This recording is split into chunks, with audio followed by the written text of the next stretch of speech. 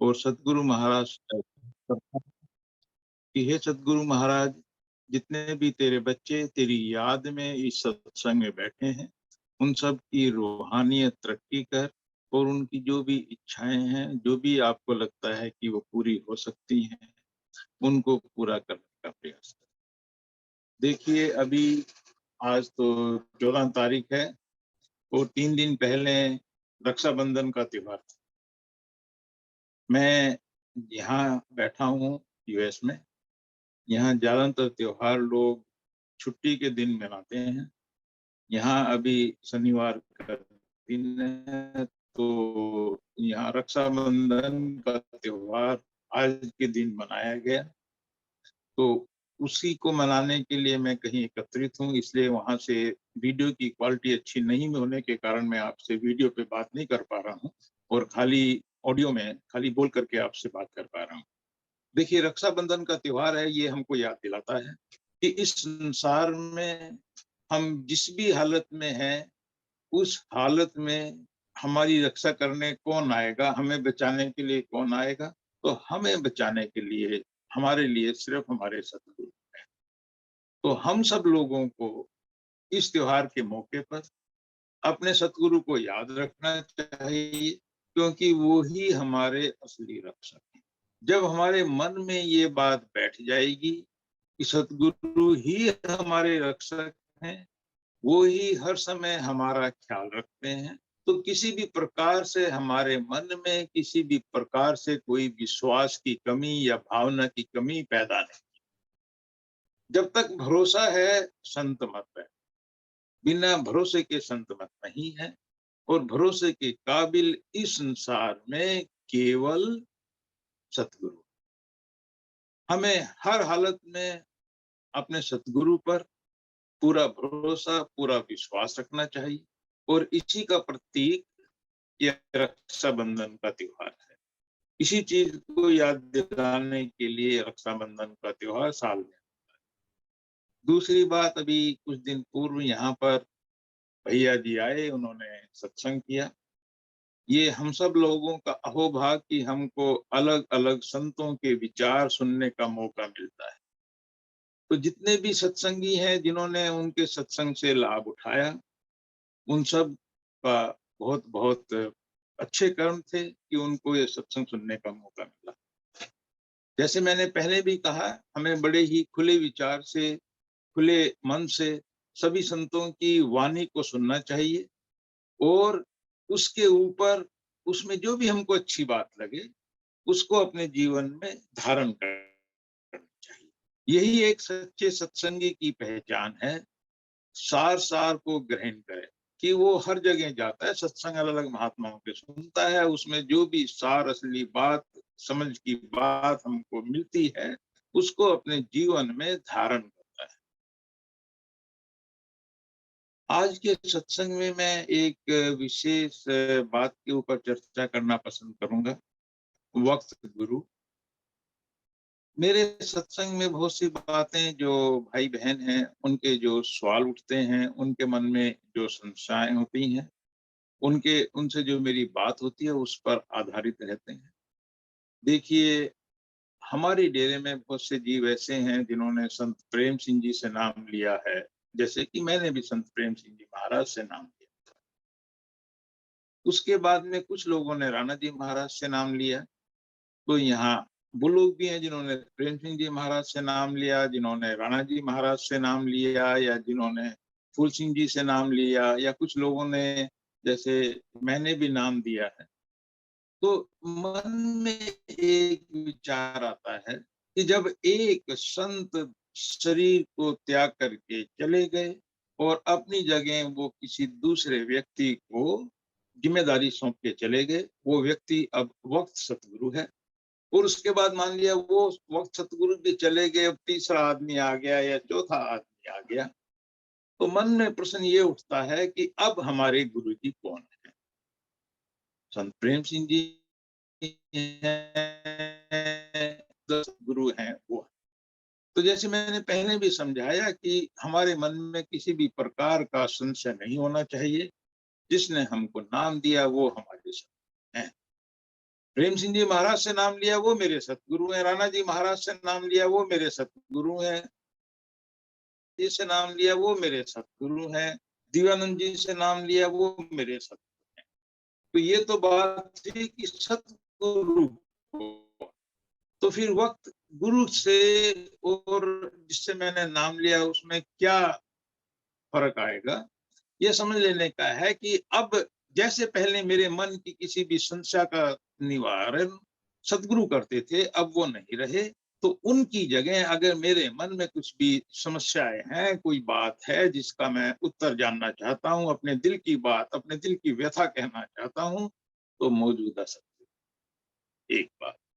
दूसरे, अगर मैं स्वरूप का ध्यान कर रहा हूं, और क्योंकि मैंने अपने गुरु को बहुत कम समय देखा, और अब जो मौजूदा गुरु हैं उनको मैं बार बार देखता हूं, उनके स्वरूप को देखता हूं, तो जब मैं भजन करता हूं तो उस समय भजन करते समय मेरे सामने मौजूदा गुरु की तस्वीर ज्यादा आसानी से प्रकट होती है। तो मैं क्या करूं?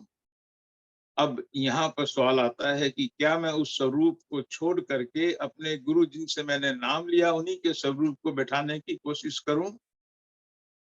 अगर आपको अपने गुरु का स्वरूप आ रहा है, बहुत अच्छी बात है। अगर किसी वजह से मौजूदा गुरु का स्वरूप आपके सामने प्रकट हो रहा है, वो आसानी से प्रकट होता है, तो आप मौजूदा गुरु का स्वरूप भी देख सकते हैं, क्योंकि उनके अंदर भी वही ताकत काम कर रही है जिसने आपको नाम दिया। तो ये चीज भी अच्छी तरह समझ लेनी की है कि ऐसी अवस्था में अगर हमने मौजूदा व्यक्ति का ध्यान किया और उससे मेरा भजन सिमरन बनता है, तो उनका ध्यान करने में कोई दिक्कत नहीं है। जिन्होंने दिव्यानंद जी महाराज से नाम लिया और भैया जी हैं, तो भैया जी का अगर वो ध्यान करते हैं तो इसमें कोई दिक्कत नहीं है। ये मेरा अपना व्यक्तिगत विचार है जिसको मैं मानता हूँ, और इसके ऊपर मैं लोगों को अगर कोई फॉलो करना चाहे इस प्रकार से फॉलो कर सकता है। अगर मेरे मन में किसी भी प्रकार का कोई प्रश्न है, तो जो भी जिसको भी मेरे सदगुरु नियुक्त करके गए हैं, वो व्यक्ति का जवाब मेरे लिए ज्यादा कारगर है। अगर मुझे दो अलग अलग प्रकार के उत्तर मिलते हैं, तो मुझे उस पे चलना चाहिए जो उत्तर मुझे मौजूदा सरकार ने दिया है। इन बातों में किसी भी प्रकार का भटकाव अपने मन में पैदा नहीं करना। एक बात मैं पहले भी कहता हूँ कि संत मत में आने के बाद बार बार गुरु बदलने की जरूरत है। बहुत से लोग होते हैं, आज मन एक गुरु पे आया, कल को दूसरे पे आया, परसों को तीसरे पे आया। इसको बोलते हैं भटकाव। ये भटकाव इसलिए है क्योंकि मन मेरा स्थिर नहीं। मैं कहता हूँ ये भटकाव नाम लेने से पहले हो अच्छा है, नाम लेने के बाद ना हो। क्योंकि जो काम है वो तो शब्द स्वरूप जो सदगुरु है उसको करना। वो एक है, वो सबके भीतर बैठा है। हम गुरु के पास गुरु के लिए नहीं गए, हम गुरु के पास परम पुरुष सतपुरुष के लिए गए हैं। तो हमें बार बार ये भटकाव अपने मन में पैदा नहीं करना चाहिए। किसी वजह से अगर फिर भी मेरा विश्वास नहीं जमता है, मान लिया किसी ने डेरे से नाम लिया हुआ है, किसी वजह से उसका विश्वास डेरे के संत जिनसे नाम लिया था या जो मौजूदा है उन पे विश्वास नहीं टिक रहा है, तो मैं बोलता हूं कि फिर आदमी को वहां चले जाना चाहिए जहां मेरा विश्वास टिके। आप कहीं बंधे हुए नहीं हैं, पर बार बार एक जगह से दूसरी जगह, दूसरी से तीसरी जगह जाना भी संत मत के मार्ग में, सत्संगी के भजन में रुकावट पैदा करता है। तो इस भटकाव से बचना चाहिए। पर अगर मन में बहुत ज्यादा विचलन है, मन में बहुत ज्यादा अशांति है, मन मेरा शांत नहीं हो रहा है, मुझे बहुत दुविधा है किसी भी कारण से, तो जहां ये दुविधा दूर हो वहां चले जाओ। बिना बात के अपने मन को परेशान रखने की आवश्यकता नहीं है, क्योंकि संत मत के मार्ग में मैं भक्ति करने के लिए आया हूं, अपने मन को दुविधाओं में डालने के लिए नहीं आया। ये दुविधाएं भी मेरी खड़ी की हुई हैं। मैं सदा बोलता हूं, गुरु ने भी शरीर है, गुरु का भी शरीर है, और जब शरीर है तो शरीर के कारण इस मिट्टी के जो अवगुण है कुछ ना कुछ प्रकट होंगे, मुझे उनसे कोई मतलब नहीं। गुरु को भी कभी क्रोध आएगा, गुरु को भी कभी भूख लगेगी। इन सब चीजों को देख करके मन में ये भाव लाना कि ये तो सत्पुरुष के स्वरूप हैं, देखो ये भी भूख के लिए, ये भी अपने मन की इच्छा के लिए ये खाना मांग रहे हैं, वो मांग रहे हैं, देखो इनमें भी ये कमी है। इन चीजों में अपने मन को नहीं भटकाना चाहिए। हम बड़ी ऊंची दौलत लेने के लिए सतगुरु के पास गए हैं, हम अपनी आत्मा के कल्याण के लिए सतगुरु के पास गए हैं, तो अपना ध्यान उसी चीज पे रखना है। तो ये मेरी सबसे अरदास है कि अपने विश्वास को अपने गुरु पे दृढ़ करके रखो, और जो कोई दिक्कत है, कोई समस्या है, वक्त सतगुरु से उसका समाधान लो। और अगर वक्त सतगुरु आपके उसका स्वरूप आपके भजन में आपकी मदद करता है, तो आप उस स्वरूप का भी ध्यान कर सकते हो। पर इसका मतलब ये नहीं है कि मैंने एक महात्मा से नाम लिया, उनके जाने के बाद जो मौजूदा है या जो व्यक्ति आए हैं मैं उनसे नाम लूं, उस किसी चीज की आवश्यकता नहीं है। नाम आपको मिल गया है, बीज आपके अंदर पड़ गया है, अब तो उस पेड़ को, उस बीज को अपने मन में एक वृक्ष के रूप में पैदा करना है। यही हमारी कोशिश होनी चाहिए, और इसीलिए हमने नाम दान लिया है। सभी भाई बहन पता है कि हम बोलते हैं, कोई भी संसारी व्यक्ति मिलता है, हम पूछते हैं भी आपने नाम लिया, वो बोलता नहीं। हम कहते हैं ओ हो भाई नाम ले लो, बिना नाम के कल्याण नहीं होगा। और फिर वो आदमी उस व्यक्ति की बात सुनकर कहीं गुरु के पास जाता है, नाम लेता है, नाम लेके खुश होकर घर में बैठ जाता है कि मेरा तो बेड़ा पार हो गया। ये बात भी अच्छी तरह समझ लेनी चाहिए कि नाम दान इस मार्ग की पहली पौड़ी है। इस नाम दान को लेने के बाद मुझे भक्ति कर, मुझे भजन करना है, मुझे ध्यान लगाना है, मुझे अपनी आत्मा को उस शब्द के साथ जोड़ना है। तो नाम लेने के बाद नाम लिया और काम नहीं किया तो नाम लेना भी बेकार हो। तो जिन भाई बहन ने नाम लिया है, उन सभी भाई बहनों से मेरी फिर हाथ जोड़ के बेनती है कि समय निकाल करके हमें भजन सिमरन जरूर करना। अब यहाँ पर एक चीज और पैदा होती है कि कई भाई बहन ये बताते हैं कि जो उनका अपना प्रयास रहता है भजन सिमरन करने का, कहते हैं कि हमने सिमरन के लिए समय निकाला पर मन नहीं टिका, हमने बहुत कोशिश की, शरीर में दर्द होने लगता है, बड़ी परेशानी होती है, भजन नहीं कर पाते, मन बार बार बाहर भटकता है। थोड़ी देर के लिए बैठते हैं, नहीं चलता कि हम सिमरन कर रहे थे, हम तो भजन के लिए बैठे थे, समय बेकार में गवा दिया। या किसी परेशानी के कारण, किसी कष्ट के कारण हमको दिक्कत होती है, तो उन सब चीजों का, और ये ज्यादातर जीवों की समस्या है। तो दो तीन चीजें, पहली बात, अगर मैं भजन के समय बैठूं और किसी भी समस्या के कारण, व्यक्तिगत समस्या के कारण मेरा मन भजन में नहीं लगता, शरीर में कष्ट है उसके कारण मैं भजन में नहीं बैठ पा रहा हूं, तो जो समय आपने भजन के लिए नियुक्त किया है उस समय बैठ करके कम से कम स्वाध्याय करें। अच्छी पुस्तक, जो संत मत की पुस्तक है, संतों के जो जीवन चरित्र है, रूहानी पत्र हैं जैसे, इन सब चीजों को पढ़ें। धरती पर स्वर्ग उसको पढ़ें, जीवित मरिए भवजल तरिए, व्यास की बहुत अच्छी अच्छी पुस्तकें हैं। हम, और हमको ये पता है कृपाल सिंह जी ने बहुत अच्छी अच्छी पुस्तकें लिखी हैं। इन सब पुस्तकों का अध्ययन करें, और किसी किताब का, इवन गीता का अध्ययन करें। इनको पढ़ने से हमारा ध्यान हमारे, इसको पढ़ना चाहिए। और बहुत से भाई बहन भी गाते हैं, तो भजन गाने, जब आप भजन गाते हो, जब आप भजन गाते हो तो उस समय भी आपका भजन हो रहा है। फिर बोलते हैं कि मैं भजन गा रहा हूँ। तो अगर बैठ करके मैं सिमरन नहीं कर पा रहा हूँ, तो फिर मेरी यही आपसे अरदास है कि बैठ के शब्द गाएँ, भजन गाएँ।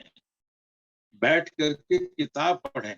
देखिए, कैसेट सुनने के बजाय किताब पढ़ना ज़्यादा अच्छा है, क्योंकि जब मैं कोई कैसेट या जब मैं कोई रिकॉर्डिंग, वीडियो ऑडियो सुनता हूँ, तो मेरा ध्यान फिर भी भटकता रहता है। जब मैं किताब पढ़ूँगा, वो किताब में पढ़ी बात को समझने की कोशिश करूँगा, तो मेरा ध्यान ज़्यादा टिकेगा। तो अगर मैंने एक समय नियुक्त किया है, भजन में मन नहीं लग रहा है, तो कम से कम शब्द गाएँ, सब और स्वाध्याय करें। इन तरीकों से अपने मन को नियंत्रित करने की कोशिश करें। और अगर भजन में ध्यान नहीं लग रहा है, तो जब भी मौका लगा डेरे में आएँ, आश्रम में आएँ, सेवा में समय दें। तन की सेवा करें, क्योंकि जब तन से सेवा करेंगे तभी मन से सेवा बने।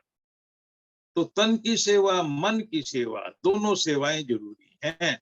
तो जिन भाई-बहन को भजन करने में ऐसा लगता है रुकावट हो रही है, तो उन लोगों के लिए ज़रूरी है कि जितना समय हो सके अपना शब्द गाएँ, स्वाध्याय करें, सत्संग सुनें और डेरे में आकर के सेवा।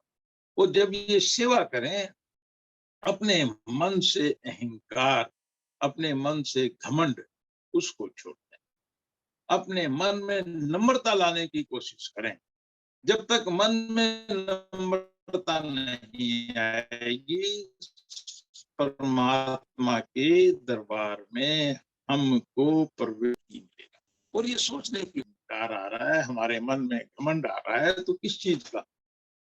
चरण सिंह जी महाराज अपने सत्संगों में बड़े ही प्यार से बार-बार खोल कर समझाते थे कि इस संसार में अगर आपको अपने पैसे का अहंकार है, तो आप ऐसे आदमियों को देखो जिन पे आपसे कई-कई लाख, करोड़ गुना ज़्यादा पैसा है।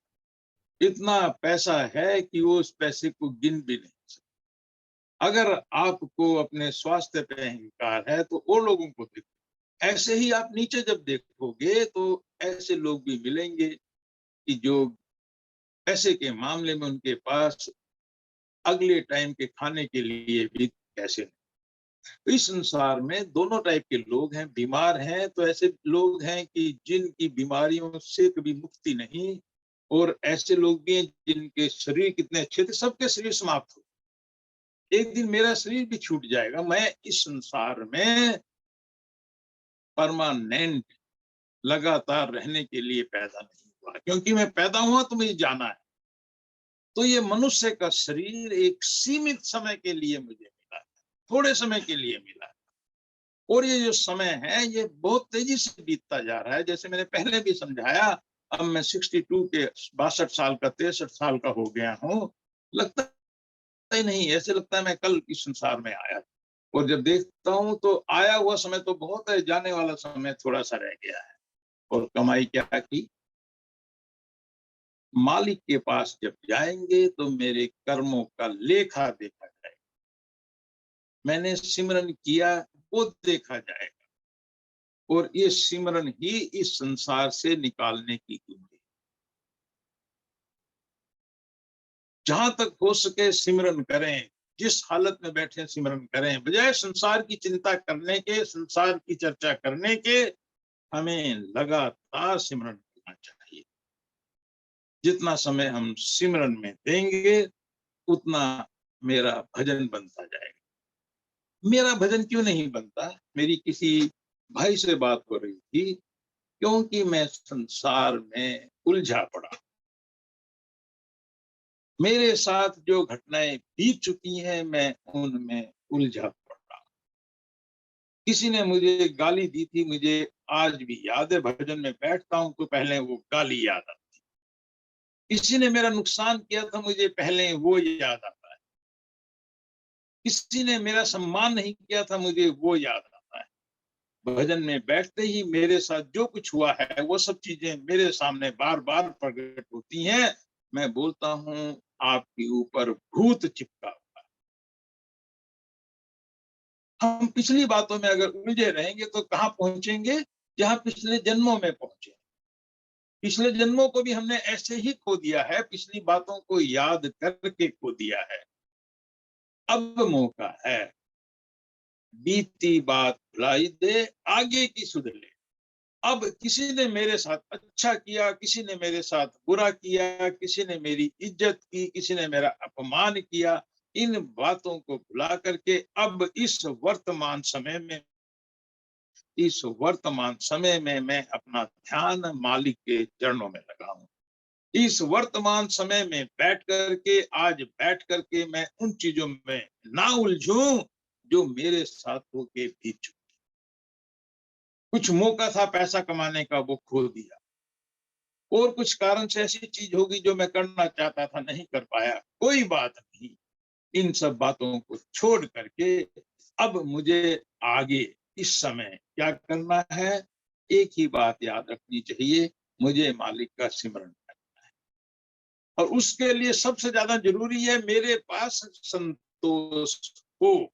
इसलिए बोलते हैं सत्संगी का जो सबसे बड़ा गहना है वो है संतोष। जो सत्संगी है वो संतोषी होगा। अगर संतोष नहीं तो सत्संगी नहीं। संतोष का मतलब क्या है? रूखी सूखी खाए कर ठंडा पानी पी, देख पराई चूपड़ी मत ललचाए। मेरा आधे से ज्यादा समय तो इन्हीं चीजों में बीत जाता है कि देखो उसने क्या ले लिया, उसने क्या ले लिया, मेरे पास क्यों नहीं। कि भजन कहाँ से बने, क्योंकि मैं संसार में उलझा बैठा। और यही काल का खेल है। मैं बार बार समझाता हूँ, काल ने जंजाल मेरे चारों तरफ जो पैदा किया है, इसीलिए ही पैदा किया है कि मैं इन चीजों को देखूं और इनमें उलझूं। मेरे साथ भाई बंधु ऐसे दिए हैं जो मेरा कहना नहीं मानते, मेरे बच्चे मेरा कहना नहीं मानते, मेरी बहू मेरा कहना नहीं मानती, मेरी सास मेरा कहना नहीं मानती, मेरा पिता मेरा कहना नहीं मानता।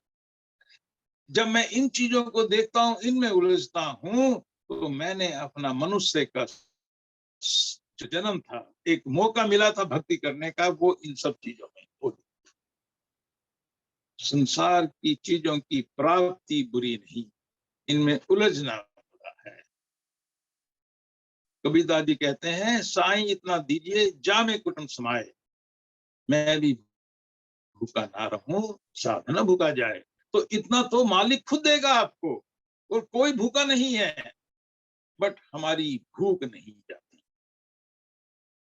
चाह गई चिंता मिटी मनवा बेपरवाह, जब तक मेरी चाहें और चिंताएं संसार की लगी रहेंगी, मेरा भजन सिमरन नहीं। इन सब चीजों को छोड़ेंगे तो मालिक तो मेरे सामने खड़ा है। और जो चिंता है, वो चिंता में, जैसे पहले भी बोला मैंने, चिंता और चिता में बिंदी का फर्क है, बट दोनों पहुंचाती एक जगह। अगर मैं संसार की ज्यादा चिंता करूंगा तो चिता मेरा इंतजार कर। एक शब्द है चिंतन, चिंतन में दिक्कत नहीं, इस चीज को विचार करने में दिक्कत नहीं कि मैं क्या करूं और मेरे लिए आगे क्या करना चाहिए। उसमें उलझना, उसको चिंता बोलते हैं। आगे का प्लान तैयार करना, भविष्य के बारे में क्या करना है क्या नहीं करना है, ये चिंतन है। ये रास्ता देखने की कोशिश है। ये अंधकार भरे मार्ग के ऊपर प्रकाश डालने की बात है। और चिंता करना अपने लिए खाई खोदने की समान है। चिंतन में बुराई नहीं, चिंता में बुराई। गोधन गजधन रतन धन, गोधन गजधन रतन धन और रतन धन खान, जब आवे संतोष धन सब धन भूली समान। कि जब मेरे पास संतोष का धन आ गया, संतोष का मतलब क्या? जो कुछ मालिक ने दिया है उसमें खुश रह, उसमें अपने आप को खुश रहना, यह संतोष है। और इसमें संत छिपा हुआ है। देखो, संतोष के अंदर भी संत है। तो जब तक मेरे अंदर संतोष नहीं आएगा, मेरे से सिमरन नहीं बनेगा, क्योंकि संसार की चाहे संसार की आग मेरा ध्यान मालिक की भक्ति से हटाते रहेंगे। अब संतोष अगर आएगा तो फिर क्या होगा? फिर जब मालिक के पास आएँगे, मालिक के चरणों में माथा टेकेंगे, तो मन से एक ही इच्छा निकलेगी, हे मालिक, मैं तेरा बच्चा हूँ। जन्मों-जन्मों से इस संसार में भटकता फिर रहा हूँ। अब तूने रास्ता दिखाया है। हे मालिक, रास्ता तो तूने दिखाया, अब इस रास्ते पे अपने साथ लेके चल, बस यही मेरी इच्छा है। संसार में तो जीवन जीना है, जो तू देगा उसमें खुश, जो तू नहीं देगा उसमें खुश। फिर मेरी माँग नहीं, अभी मेरी माँग है। अब तो मैं हर समय चिंतित रहूँ। फिर मुझे समझ में आएगा कि मेरे चारों तरफ जो कि ये संसार बसाया हुआ है, जो परिस्थितियाँ पैदा हो रही हैं, ये सब मेरा परीक्षा लेने के लिए हैं। मुझे इनको देख कर के इनमें नहीं भटकना। देखिए, एक चीज़ समझ लीजिए, जो कुछ मेरे साथ हो रहा है, मेरे पिछले कर्मों का किए हुए का फल है। मालिक सब पर दया करने वाला, मालिक जानबूझ के किसी भी व्यक्ति के लिए कष्ट या कठिनाइयाँ या बीमारियाँ या दिक्कतें, तकलीफ पैदा नहीं करता। मेरे जीवन में जो तकलीफ है, जो दुःख है, सब कुछ हमारे कर्मों के कारण है। जब ये बात मेरी समझ में आ जाएगी कि इन्हीं कर्मों के कारण मैं इस संसार में उलझा हुआ हूँ, तब ये भी समझ में आ जाएगा कि अब जो पिछला है, उसको तो भोगना है, उसमें उलझ करके इस जीवन को बर्बाद। तो बिना बात के मन में संसार की चीज़ों की अब कष्ट होता है, कष्ट होने में बीमार हूँ, बीमारी का कष्ट है, तो मन से बार-बार मालिक से यही अरदास आएगी कि हे मालिक, मुझे ठीक कर। कोई बुराई, ये अरदास करने में कोई बुराई नहीं। परिवार में दिक्कत है, परिवार में कष्ट है, ये अरदास आएगी मन से कि हे मालिक, मेरे घर को ठीक कर दे, मेरे बच्चे को ठीक कर दे, मेरे कारोबार को ठीक कर दे। पर जो सत्संगी है वो इस अरदास के बाद जो उसका भाना है, उसके भाने में खुश रहता है। अपनी बात तो उसके सामने रखी, बात बात वो मानी जो उस मालिक ने किया। मेरे राम राय, मेरे राम राय, ज्यों त्यों रखे त्यों रहिए। अगर तू मुझे सुख देगा तो मेरे लिए सुख अच्छा है, तू मुझे दुःख देगा तो मेरे लिए दुःख अच्छा है। ये सत्संगी की पहचान है, क्योंकि उसका जीवन केवल मालिक की भक्ति में, केवल सतपुरुष की भक्ति में ही लीन रहता है, क्योंकि वो समझता है इसकी 84 लाख योनियों से निकलने का यही एक रास्ता है। संसार में रहते हुए, संसार के काम-काज करते हुए, इसमें भटकना नहीं, इसमें अटकना नहीं है। नहीं तो ये शरीर सदा-सदा साथ रहने वाला है। सबका सब हमें पता है, हमसे पहले जितने बुजुर्ग थे वो सब चले गए। अब हमारा भी नंबर है, हम भी जा रहे हैं। एक दिन और गए हैं, हमको भी जाना है। तो जब ये बात मेरे याद आती है, तो फिर मुझे ये भी याद आता है कि मैं जाने से पहले अपना, और उसको काम करना मतलब मालिक का सिमरन कर लो, मालिक की याद को हर समय अपने दिल में बैठा के रखो।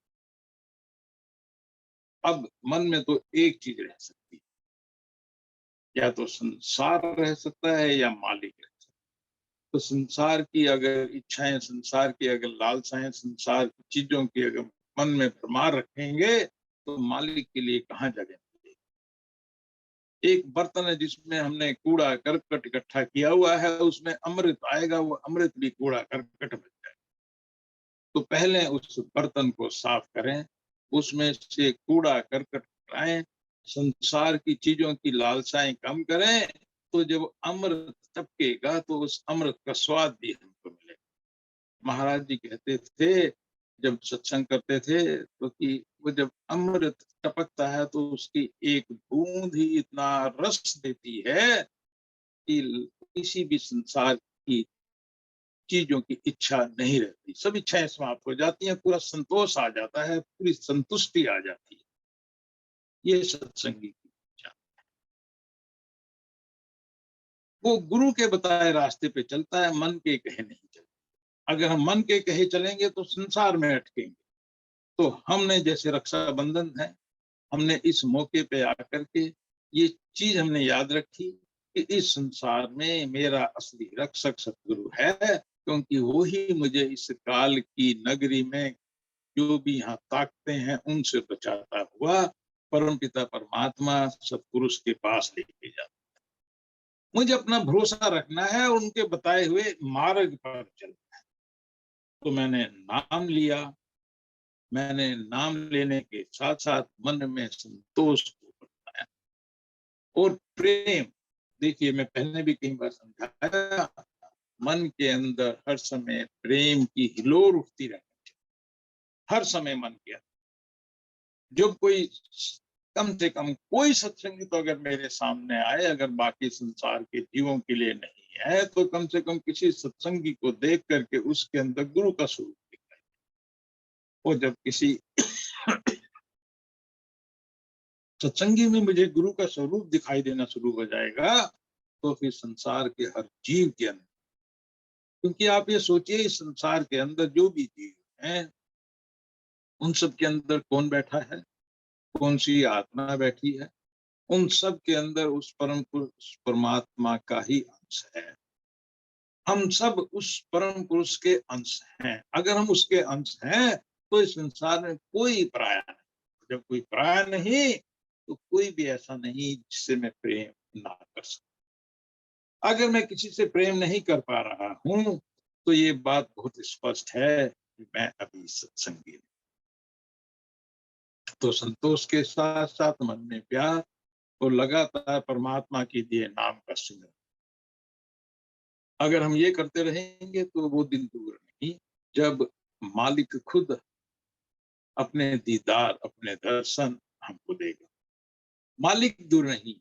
बस जैसे कहते हैं कि शीशा होता है, शीशे पे धूल जमी हुई है, उसके कारण हमें अपना स्वरूप उस शीशे में दिखाई नहीं दे रहा। तो जैसे ही हमारे अंदर से संसार की धूल हटेगी तो हमारा निस्वरूप जो कि खुद मालिक का रूप है वो प्रकट होगा। इसलिए बोलते हैं कि भजन सिमरन करने के लिए ये जरूरी है कि संसार की इच्छाएं, संसार की लालसाएं, संसार की तृष्णाएं कम से कम पैदा हो। हमारे मन में सिर्फ एक ही इच्छा पैदा हो, हे सतपुरुष, हे सतगुरु, मुझे तेरा दीदार हो, मुझे तू दिखाई। ये सच्चे सत्संगी की पहचान है। तो मेरी फिर से सारे सत्संगियों से यही अरदास है, यही विनती है कि जितना समय हो सके मालिक की भक्ति में, मालिक के दिए हुए नाम के सिमरन में बिताएं।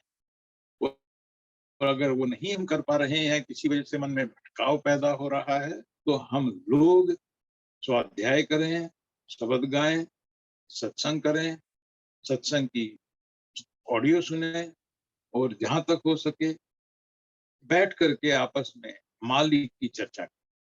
ये सब चीजें संत मत पर चलने के लिए सत्संगी के सहायक होती। हमारा ज्यादा से ज्यादा समय मालिक की याद में से जब ऐसा होगा तो तभी हम सच्चे मायने में सत्संगी कहलाएंगे और तभी हम सच्चे मायने में प्रेम के प्यारे कहलाएंगे। हम सबको पता है कि हम सब अपने आप को प्रेम के प्यारे बोलते हैं क्योंकि हम प्रेम के बताए मार्ग पर चल रहे हैं। इन्हीं बातों के साथ मैं आज का सत्संग समाप्त करता हूँ और पुनः सतपुरुष से, सत परम पुरुष पुरंधनी परम संत प्रेम सिंह जी महाराज से अरदास करता हूँ कि हे सतपुरुष, हे सतगुरु, अपने बच्चों पर दया कर, अपने बच्चों पर अपनी दया मेहर की बख्शीश कर और इन सबको अपनी गोद में बिठा और अपने साथ साथ इनको अपने धाम में स्थान दे। बस तेरे से इतनी ही बेनती है, तेरे से इतनी ही अर्ज है। राधा स्वामी।